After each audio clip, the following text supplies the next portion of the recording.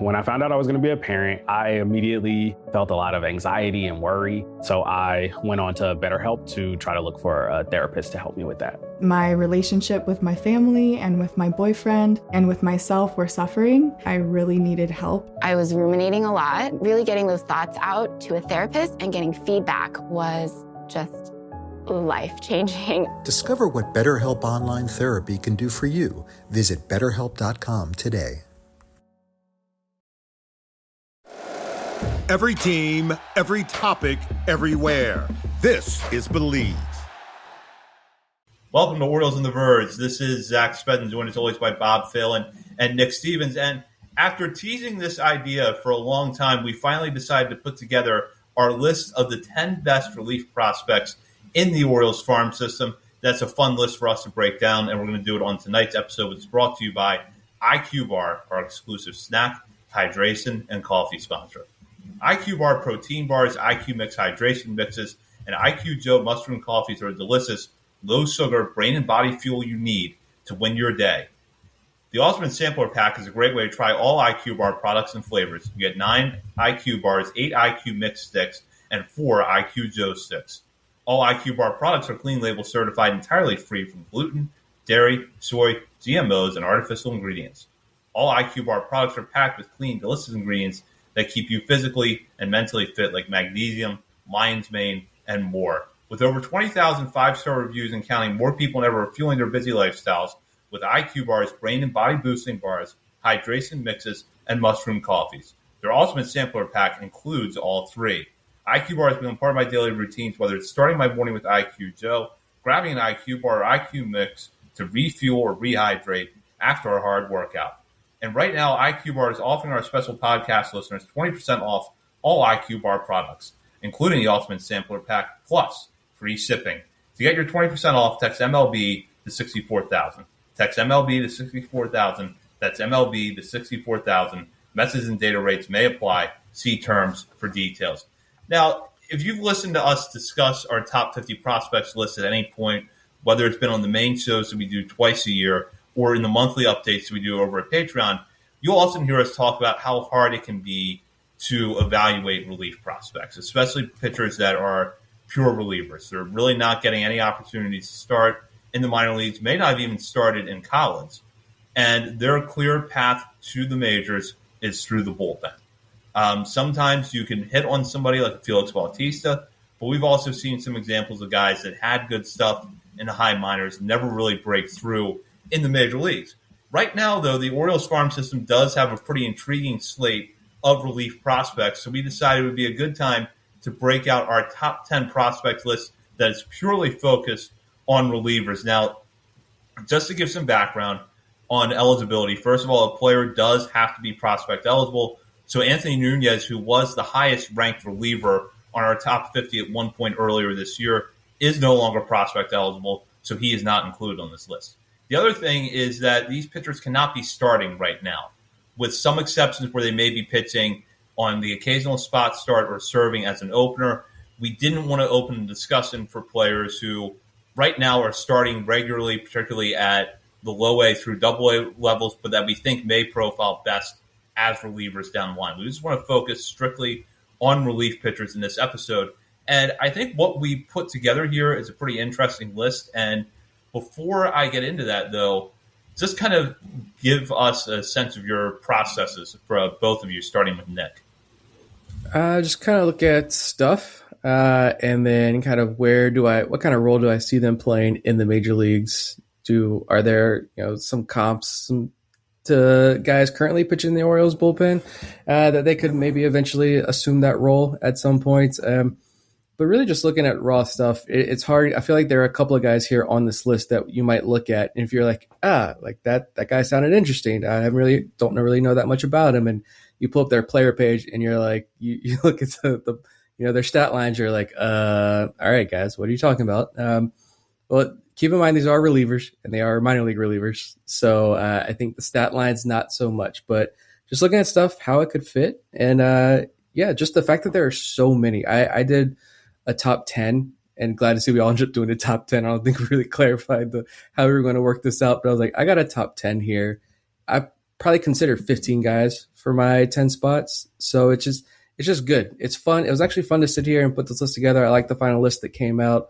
A couple of guys who didn't make our final list, I think are deserving. And it's just a testament to focusing on this specific type of pitcher the last couple of years, clearly through trades and free agency and such. I think we're starting to see some guys like rise to the top, and some of these guys on this list, honestly, one has already contributed an inning, but some of these guys I think genuinely could contribute in some form or fashion later this year or definitely next year. Yeah, it's interesting, right? Because this is something that this front office really kind of ignored, or not ignored, but was not part of the philosophy. It was tandems, and everyone gets a chance to stretch out as much as possible. And if we need to, we can convert later on at the last second almost. And then it just seemed like at the trade deadline last year, or maybe a little bit before that, I can't remember, but there was a little bit of a shift in philosophy where it's like, all right, let's target some reliever. And maybe that's just where the market value was at that trade deadline, and that made the most bang for your buck. But then you also saw it with guys like Braden Sloan, who makes this list. It's been interesting to figure out, because it's how do you value a volatile position like reliever, especially at the minor league level. Mostly, you got to go by stuff. But to me, it's like balancing the level that they're performing at versus the stuff versus closer potential, I guess, or high leverage potential at the major league level if development continues to progress. So really, one or two dominant pitches is going to go a long way for me in this. And maybe one day, if we keep doing this, maybe every once in a while we can expand to a top 15. Because I agree, I did have like 15 guys that I was basically thinking about on this list. But it was a fun exercise to do, and I think if we would have done it before the season started, it would have looked a little bit different. So it's also exciting in the case that guys like, not to spoil, but some UDFAs make the list, and it's like at the time they're signing, not exciting. But after a year in the system, you see what they can do, and you might have something. Yeah, and one thing you're going to see as we go through this list is that there's a pretty interesting balance of pitchers that were acquired from other organizations, primarily via trade, as well as players that the Orioles either drafted or signed after the draft as undrafted free agents. And I'll go ahead and start with the top three, and these are all three pitchers that were acquired via trade. And Bob just touched on last year's trade deadline as a turning point, perhaps, in the Orioles' philosophy to developing relievers, and that's evident with the first two players on this list. Left-hander Micah Ashman comes in number one, followed at number two by right-handed pitcher Tyson Neighbors. Now, Ashman was acquired from the Tigers last year as part of the trade that sent Charlie Morton to Detroit, while Neighbors was one of the prospects that came back in the Ryan O'Hearn, Ramon Laureano deal with the Padres. And then at number three, Yaki Rivera, who was acquired by the Orioles all the way back in 2022. He has steadily risen through the Orioles farm system. Frankly, he's been one of the best relievers in the high minors this year, showing an ability to go out and give the Orioles length over multiple innings of work, as well as be effective in short, high leverage outings later on in the game. He's also made a few starts for Norfolk this year, but I think it's pretty clear that his path to the majors is through the bullpen. And with another year of Rule 5 eligibility coming up this offseason, maybe the Orioles look to give Rivera some big league time before this season ends. So I really like this group. You've got the left-handed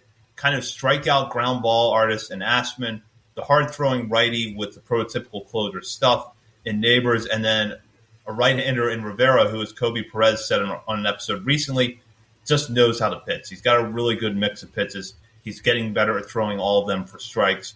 But I want to start with you, Nick, because I think the Ashman Neighbors decision at 1-2 kind of goes to a point that you brought up recently, or just a moment ago, which is some of the guys on this list, if you just looked at their stats, you would wonder why they're here.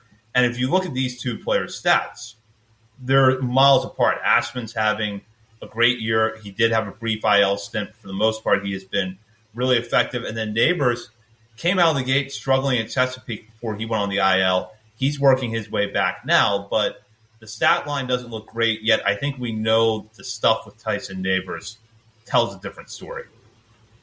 Yeah, I actually had Micah Ashman as my number one and then Neighbors 2, and I flipped it because I know the results this year were pretty bad so far for Tyson Neighbors, and he just came back, just started a rehab assignment, I think Sunday, whenever this episode goes out to the main podcast feed if you're listening there. But I went into this a little bit more early, like one of the first minor league recap episodes over on Patreon. It's behind a paywall, so maybe we want to say a few additional things there that I'm not here, but I'll just say I have no inside information, so I could be 100% wrong here. I just feel like Neighbors had such a successful first year of pro ball, such a successful college career. This was really the first time, the beginning of the year, where he really struggled. And I didn't love a lot of the body language you saw early on in the year in those first few outings. And, when he started to show some of the early struggles, like if Neighbors pitched, I was watching every single pitch to see what was going on here, try to figure this out. But he had such a great first year. And then he comes on our show and talks about how he got to pick the brain of Albert Suarez in big league spring training and how valuable that was. And he reunited for a brief time because now Thomas Eshelman is gone. But, reuniting with Thomas Eshelman and how Eshelman was the guy who unlocked a lot of things for Tyson Neighbors in San Diego last year. So it just seemed like everything was pointing up with him. And then he has these struggles, small struggles that start to pile up. Like I think like his first game or second game where he had 2 strikes, I believe, on a batter, throws the fastball, low and inside corner, doesn't get the call. Then again, same spot, doesn't get the call. All right, clearly the umpire's not going to call that. And he does it again, and it leads to a walk, and you could just tell he was frustrated from then on. And then you saw that in outings after that. It's gives up a hit, gives up a home run, and then things just start to crumble from there. But the strikeout stuff was all there. Like, it's still, if you look at his numbers, it was a .515 batting average on balls in play. That's insane. A 40% home run to fly ball rate. We talked about that with Trey Gibson so many times over the last couple of years. That's insane. That is not sustainable. But he was still striking out 34% of batters. So still getting a lot of swing and miss. Guys weren't making a ton of contact against him. When they were, it was some freaky stuff. But I just think we know control is going to be iffy. He's been very open about battling his arm slot and being able to keep that consistent, keep his mechanics in check. He knows that's a problem. So yes, there are some flaws in his game, but the raw stuff is just there. The swing and miss stuff is there. And that's why I had Ashman number 1 initially, because the big separator being control, he maybe doesn't have the stuff, but he's got that control, he's got that command. And a 40% strikeout rate with a 7% walk rate is insane in a very good way. Numbers for him there. Love that. But yeah, I had Tyson Neighbors 1 personally just for those reasons. But these top 3 is a phenomenal top 3 list. Yeah, I agree. And Neighbors was 4th on my personal list, and it's not because of the stuff. Stuff's clearly great. It's not even about the results. For me, it was, like you said, it was just the blow-up outings, and it seemed almost entirely mental, letting frustration boil over. And if you're going to be a high-leverage reliever in the majors, you got to be able to flush that stuff, even mid-outing, let alone outing to outing. So that's just the thing that gives me pause. And like you said, it's the first time he's really faced adversity, so he's got to learn how to go through that. And I don't even know, and again, pure speculation, was he even hurt? Or was it like, let's give you a breather, let's go do some bullpens and figure this out? I don't know. I mean, I'm sure every pitcher is always hurt at some point in time, but maybe it was a little bit of column A, a little bit of column B. But I'm still very high on Neighbors overall. But right now, Micah Ashman is just, and he had a little bit of time on the shelf as well, but he didn't miss a beat. He's just pounding fastballs in the strike zone, striking guys out. He did it in the World Baseball Classic against major leaguers. He did it all season long in Double-A, 40% strikeout rate, under 10% walk rate, like Nick said. Unbelievable. And I just think left-handed relievers in the majors are a very valuable proposition right now. I think the fact that Nick Rackett was traded for actually had some value. And, yeah, that just if you look at the fringes of rosters right now, left-handed pitchers are at a premium. And I think Mike Ashman has a really good chance to make Orioles fans very happy when he replaces Keegan Aiken at some point in time. And Yaki Rivera, let's not forget about him, because like Zach said, he just pure numbers alone, he's been probably the most successful of anyone at least controlling run scoring against him, and he's doing it in multiple innings, 3 innings at a time, 4 innings at a time. I don't. It's like we've talked about it a little bit, but he's got some kind of magic going on where it's not showing up in the pure stuff numbers, but clearly something is working, and I think he has a really good chance to be a one time through the order kind of guy, more so than like a closer type or a late inning reliever, but not even a long reliever, but just he's going to, if you only get one look at him, I don't think you're going to have that much success. And it's been really fun to watch his climb. Like you said, from 2022, we've seen him, I think he's pitched in a DSL all the way up in the Orioles system, and it's been really cool to see his progression over the years. If you think about today's game in the majors, it's not unusual to see a pitcher cruise through 4 or 5 innings, and then they go out in the next inning and they hit a wall, and they don't get a chance to work their way out of the jam. We've seen this a lot even with the Orioles to some extent this year. Yaki Rivera, to me, is the perfect reliever to have when you get in that spot, because he can come into a tight spot and he can get you outs, but then the stuff is there for him to stick in the game a little bit longer, because he's got enough of a pitch mix that he can keep hitters off balance one time through the order. And it's probably limited to one time through the order. I think that's about it for Rivera, and it's why I have not considered him a starting pitching prospect for quite some time now. But the stuff for him to just be able to have a good feel for the strike zone, be able to get outs is there. And then with the Ashman and Neighbors situation, I just think that Ashman has separated himself from a lot of relievers this year with his performance.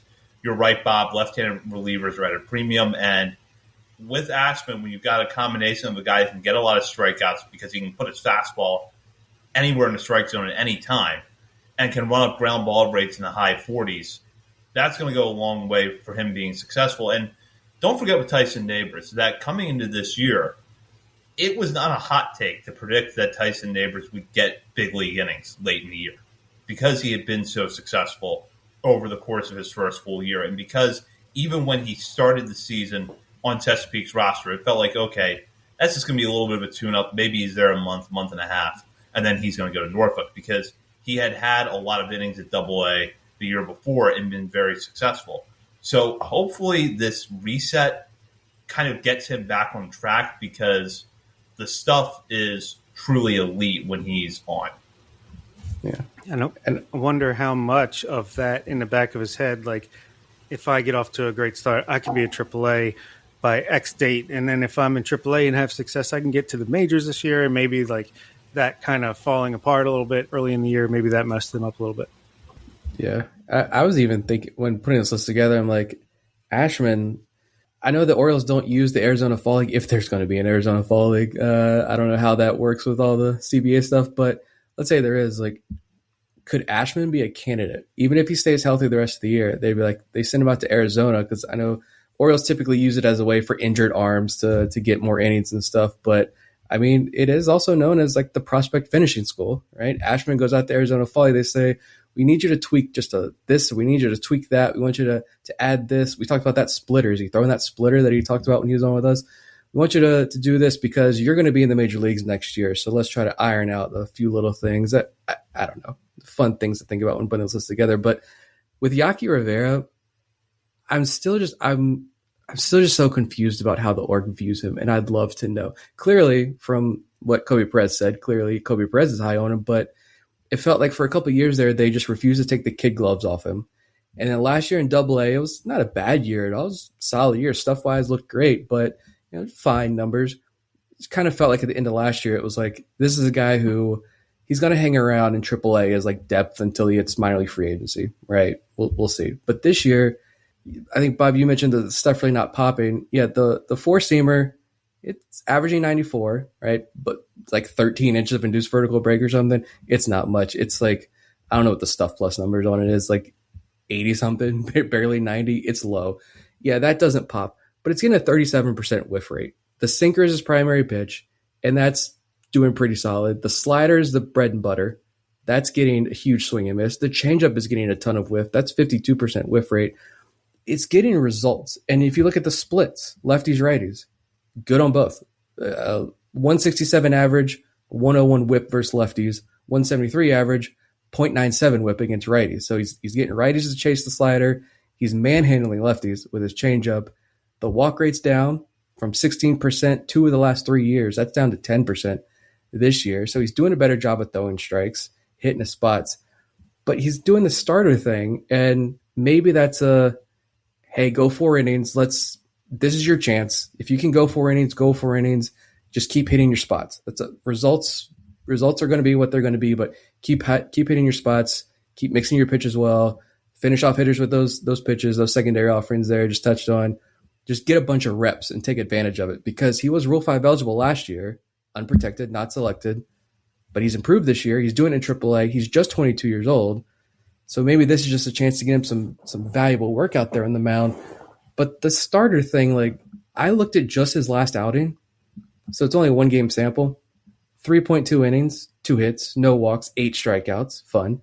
Fastball velo by inning, it didn't really dip. 94 in the first, didn't throw one in the second. 95 in the third, 94.5 in the fourth.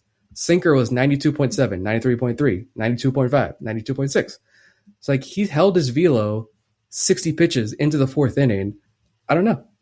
I don't think he's going to be a starter, because I know he's listed at 6'2", 150. We know that's not going to change until he's like 30 years old when they finally update an international prospect's height and weight. But like, he's never started before. He's a thin guy, and now he's out there. He's holding pretty good velo deeper into outings. I don't know what it is exactly, what it all means, but like there's something there, and it all means something with Yaki Rivera. Young Albert Suarez. I'll take it. For a player to be named later, just to reach the major leagues, is a pretty awesome story. It absolutely would be. And I'll move on now to the 4th, 5th, and 6th players on this list. Number 4, Cameron Weston, a draft pick by the Orioles back in 2023. He made his MLB debut earlier this year. 2022, I believe, when Weston was drafted. But he made his major league debut earlier this year and has been very effective out of Norfolk's bullpen. And number 5, Braden Sloan, a left-hander drafted out of TCU last year. If you've heard us talk about Braden Sloan at any point this season, you know that we absolutely love his changeup. That, combined with his fastball, has allowed him to pile up plenty of strikeouts and ground balls between Delmarva and Frederick this year. And then number 6, Tanner Smith. This is a guy that we have not seen pitch this year. He's been on the 7-day IL at Frederick all season, but he was part of the deal with the Padres at the deadline last year, the same one that brought Neighbors into the Orioles organization. And after a really promising stint out in the Arizona Fall League, there was a little bit of buzz surrounding Smith, thanks in no small part to a pretty hard fastball that was getting a lot of swings and misses. In fact, I had Smith in the last spot on my personal top 50 coming into this year. Unfortunately, as I mentioned a moment ago, we've not seen him pitch because of an injury, but there's enough there with the stuff that we found room for him in this grouping, which kind of is a broad range of guys. You got a pitcher in Weston who throws from the right side with a really effective sinker, a deep pitch mix.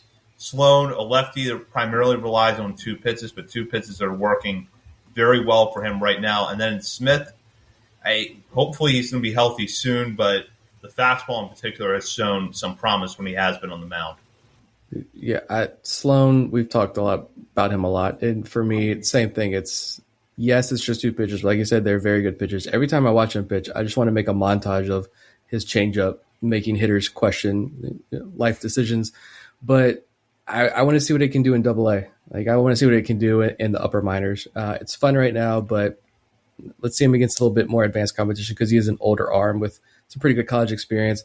Cameron Weston, I had him, I think, 4th on my list. 1, 2, 3. Yeah, I had him 4th behind Neighbors, Ashman, and Rivera, just because I think the ceiling is higher for those other 3. But like, Weston's thrown a scoreless inning in the big leagues. But again, we've talked a lot about him, about what his role could be and why we think he can carve out some role in the major leagues, whether it's here in Baltimore or somewhere else. But yeah, Tanner Smith. So Fangraphs, actually, I don't know if you guys caught this.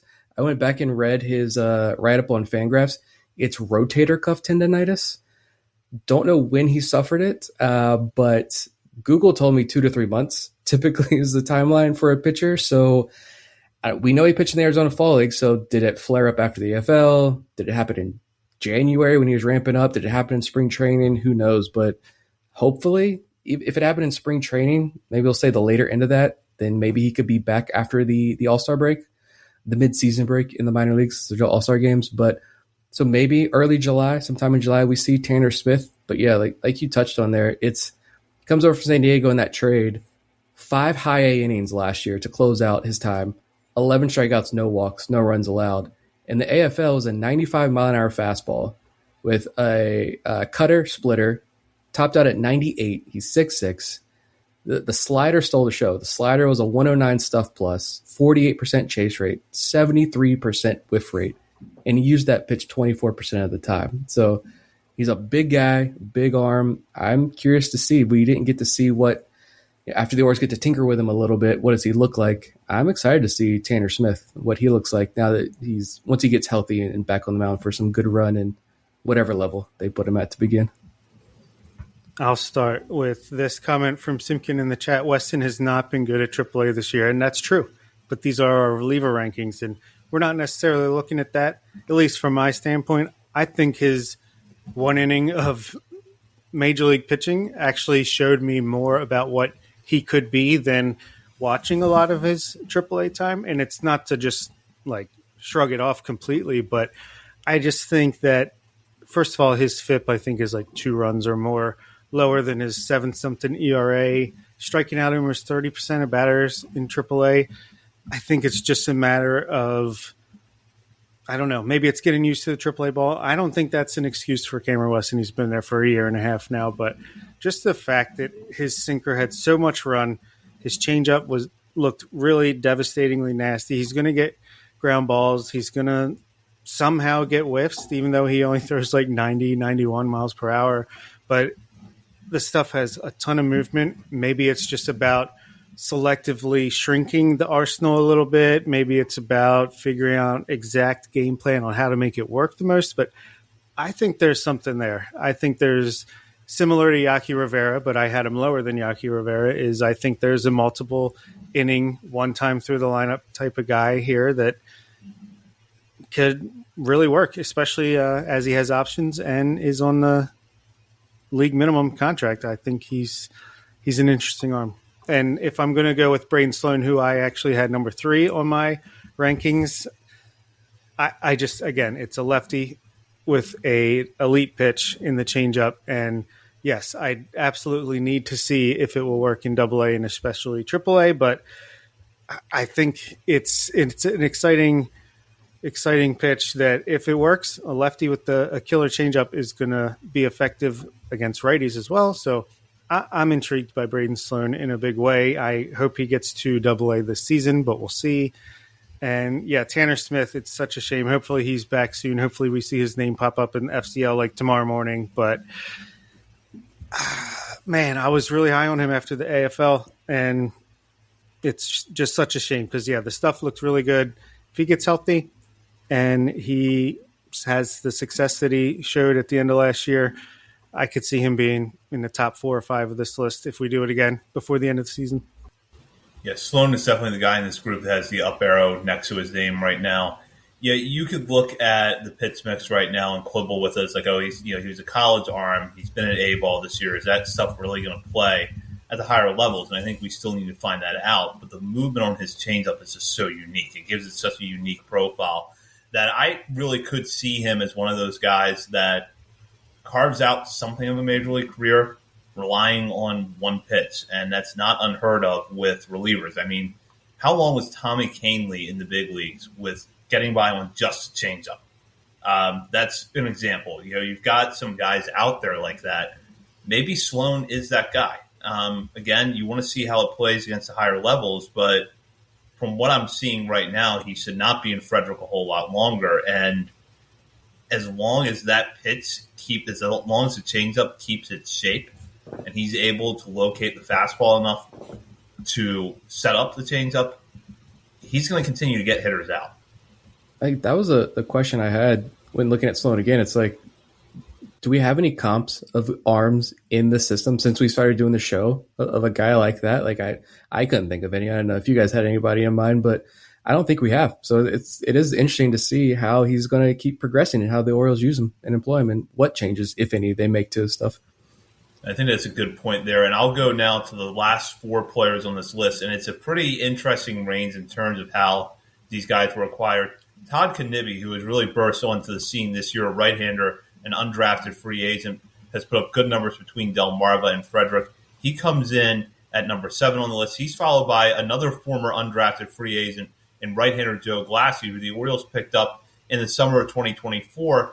And while he missed some time last year with an injury, he has been very effective over the course of his minor league career with 88 strikeouts against 10 walks over 59 innings coming into this week. He's continued that dominance at Frederick this year. He's followed by number 9 by right-hander Zane Barnhart. And then number 10, Cam Foster, who was acquired from the Mets last year at the deadline. We saw him briefly in the big leagues earlier this year. He was on the Norfolk Shuttle for a while. What you will see from Foster when he's on the mound healthy and effective is an excellent fastball splitter combination he's able to use to generate a lot of swings and misses. I think so far this season has been a lost one for him, but there's still reason to be optimistic that he could at least be a serviceable up and down option if he's able to get healthy. Yeah. Todd Kneebe and Joe Glassie, these are the guys that I'm like UDFA to elite relief prospects potentially, because these guys are throwing gas.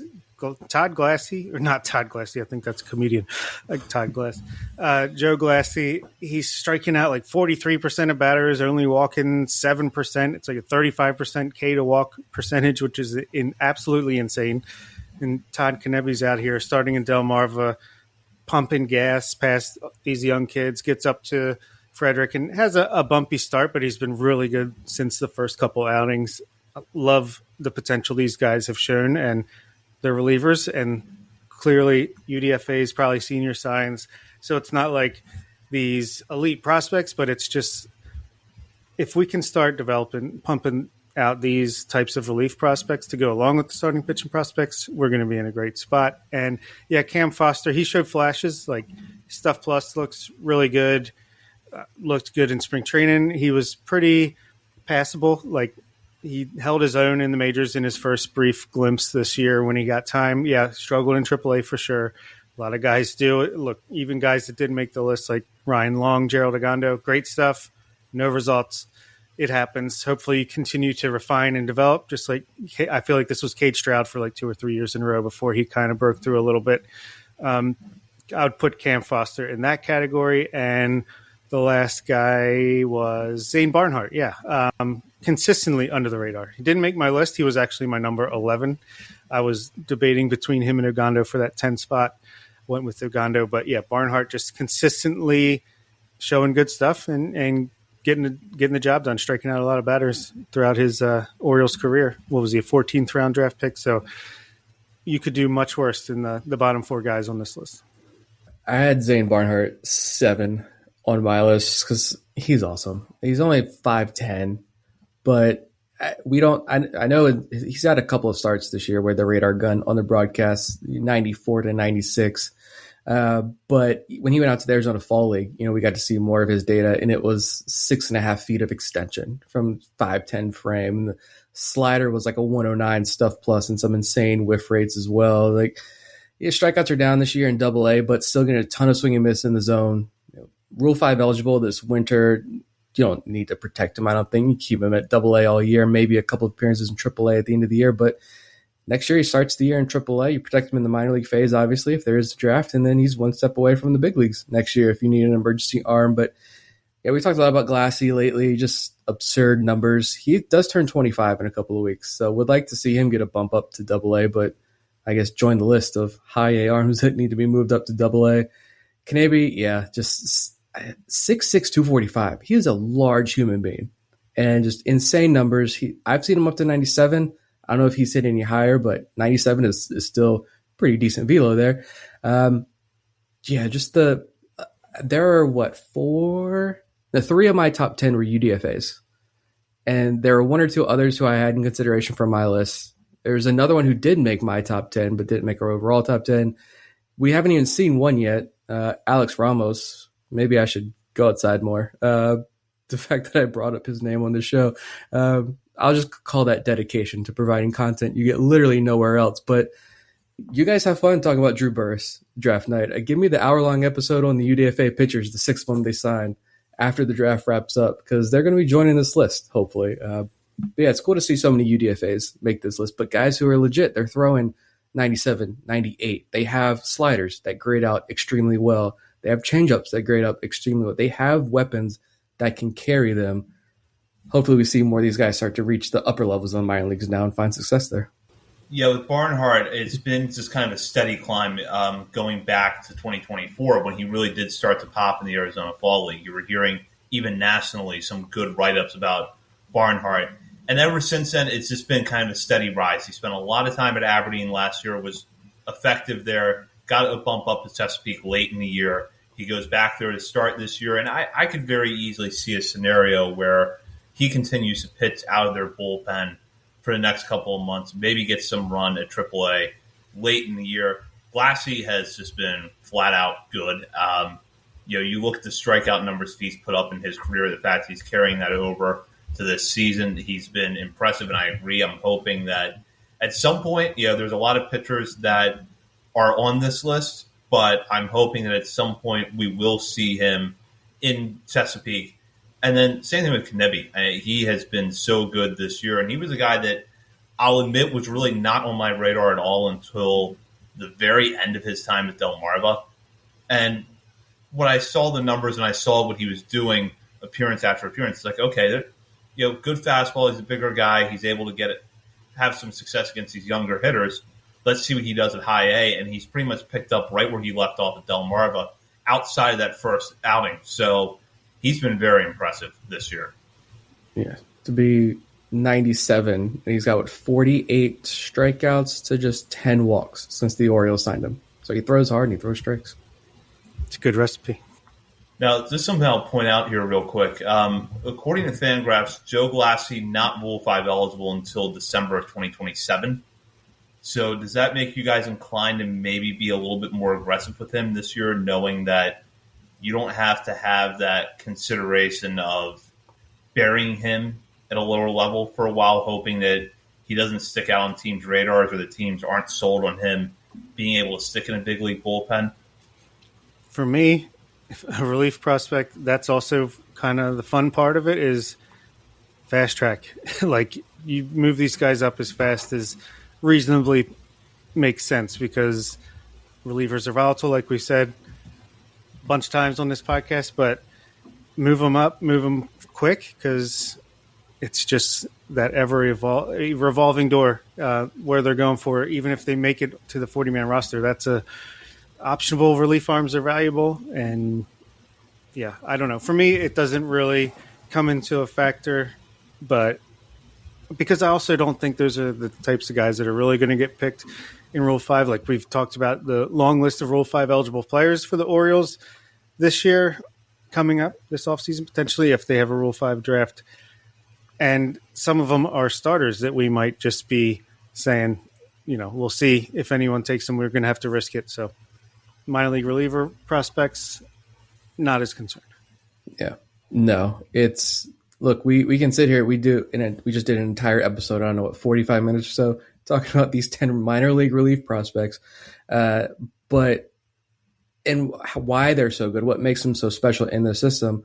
But there are a lot of guys that you can go pick up from indie ball who throw 95, 96, and they've got flaws. All these guys we talked about all have major flaws. You can find replicas of most of these guys elsewhere. So I don't think if you're a team looking for a Rule 5 pick, you're not. Yaki Rivera, sure, especially now he's throwing 3+ innings in a start. He can give you some length. I don't see why you would pick a guy who's throwing, low 90s, mid 90s. Yes, he's got great walk numbers, great strikeout numbers, but you can get that whenever you want on the waiver wire or whatever. You're not going to use a Rule 5 pick on them. So yeah, these guys, just get them up and just have them have this big, massive pool of depth, because we've seen how many arms are on the IL across the system. You see how many arms every team uses. Have that stockpile ready to go and just pull up a guy whenever you need it. And with that, now we will head into our last segment of the night. Last call brought to you by Checker Spot Brewing, located at 1421 Ridgely Street. Checker Spot is not far from Camden Yards, making it the perfect place for a pre- or post-game drink. But if you don't have tickets to the game or you want to head somewhere while the Orioles are out of town to watch the game, Checker Spot is actually a great place to go because they've got plenty of TVs to go along with good food and drink. Plus, they are open 7 days a week, so be sure to check them out. Checker Spot Brewing, located at 1421 Ridgely Street in South Baltimore. And now in this last call segment, we're going to kind of take the discussion we just had and put it in practical terms of potential major league usage down the line. So of the players that we've identified tonight, we're going to try to say who the best would be for 3 different roles out of the bullpen. The first would be long reliever. The second is mid to high leverage reliever that's not necessarily your closer, but somebody you trust in those key spots to get you big outs. And then the last spot is your ninth inning guy, the guy that you want to come in and shut the door, secure the win for you. So out of the pitchers on this list, who profiles best as a long reliever, who profiles best as a mid to high leverage reliever, and who profiles best as a closer? Nick, I will start with you on this one. Long reliever, I'll say Cameron Weston, probably best. He can give you, like Bob said, you a one-time through the order type guy. I could see him being able to fulfill that role. The medium to high leverage reliever, I'd say Micah Ashman. Maybe a sneaky closer option, but I feel like he's a guy who he can handle a high leverage role as well. Closer, I'm still going to go with Tyson Neighbors. I want to say this is a bump in the road, what we've seen this year, and he can still fulfill that role. I want to go Yaki Rivera, but what if the starting thing with Norfolk is Yaki Rivera is going to be the opener for the Orioles? And he's just, he's a little bit crazy from stories we've heard. He thrives off that adrenaline. And, teams looking to ease into a game, and he's just like, no, I'm pumping 97 down the gut right now. Swing at it. He just brings that fire energy for that first inning and then throws the other team out of whack. It's probably not the case, but a fun way to think about it here in June when we got nothing else to talk about. Yeah, I pretty much agree with that. I think it's pretty slam dunk who's the best fit for each of these, at least. I mean, between Cameron Weston and Yaki Rivera, I'd lean Rivera for long reliever, Tyson Neighbors for closer, I agree, and Micah Ashman for high leverage reliever. But if we're going to put these 10 in buckets, because people love to be put in buckets and categories, closer types, I would say Neighbors, Tanner Smith, and Kanebe. For high leverage, I'd say Ashman, Sloan, Glassy, Barnhart, and Foster. And then for long relievers, Rivera and Weston. That's a good breakdown there, Bob. I think I would lean Weston for the long relief role just because he's got the longer track record of starting in the minor leagues. He had basically been a starter up until this year. So that gives him a little bit of an edge over Rivera for me. But as Nick just touched on, you could get really creative with Yaki Rivera and decide he's going to be a 1 or 2 inning opener for you. You could use him in a long relief role, so there's a lot of possibilities there. I'm still a believer in Tyson Neighbors' stuff, and I'm not going to budge off of him as the closer in this spot. That would have hands down been the selection coming into this season, and I know that he's not pitched well when he's been on the mound this year, but hopefully this reset gives him the opportunity to get back in the right spot. And then for the high leverage roles, I would go Ashman. It's a close call for me between him and Tanner Smith, but I give Ashman the edge right now because, number one, health. So that's certainly a big factor. But then, 2, being able to do what he does from the left side really makes him effective because I don't think he's going to be one of those lefties that gets stuck in a lefty specialist type of role where you're going to feel a little bit leery about running him out there against right-handed hitters. I think he's going to be able to get right-handed hitters out and be really good against lefties at the same time. I almost kind of picture CNL Perez without all the bad CNL Perez stuff. That's kind of what I picture for Ashman. Like, he's not going to walk a bunch of guys. He's not going to try to overthrow his fastball like Perez would sometimes do. He's just going to go out and pitch, and batters are either going to swing through it or they're going to get on top of the ball and pound it into the ground. As long as he catches home runs in his hat in the bullpen, I'll take it. Ashman just gives off vibes that, like, his heart rate doesn't climb when he climbs the mound. He's just like, yep, got to do my job. All right, let's get these 3 outs and let's go back home. Like, he seems cool, calm, and collected all the time out there. So that's why I think maybe like a sneaky closer role. And I think he can run it up to like 96, 97. So he's got velo in the tank. But, yeah, regardless, get him up to AAA. He's going to be in the major leagues sooner rather than later. And with that, that does it for this episode. We will be back next week. In the meantime, you can check out our many social media channels, including Facebook, Instagram, Threads, X, TikTok, YouTube, Twitch, and Blue Sky. We're also over at Substack, OriolesOnTheVerge.substack.com. And while you're browsing around the internet, be sure to head over to Patreon.com and sign up to the $3, $5, or $10 levels and have access to bonus weekly coverage from Bob, Nick, and myself, as well as monthly updates to our top 50 list, patron-exclusive channels within our Discord community, and a whole lot more. For Bob Phelan and Nick Stevens and Zach Spedden, you've been listening to Orioles on the Verge, part of the Believe Podcast Network. Shop the Sherwin-Williams 4th of July sale and get 30% off paints and stains June 26th through July 6th. Whether you're refreshing your interior or exterior, we've got the colors to bring your vision to life. And with delivery, getting everything to your door is easier than ever. Shop online to have it delivered or visit your neighborhood Sherwin-Williams store. Click the banner to learn more. Retail sales only. Some exclusions apply. See store for details. Delivery available on qualifying orders. If you like the show, please take a moment to rate, review, and subscribe. It really does help the show to grow. Thank you for listening.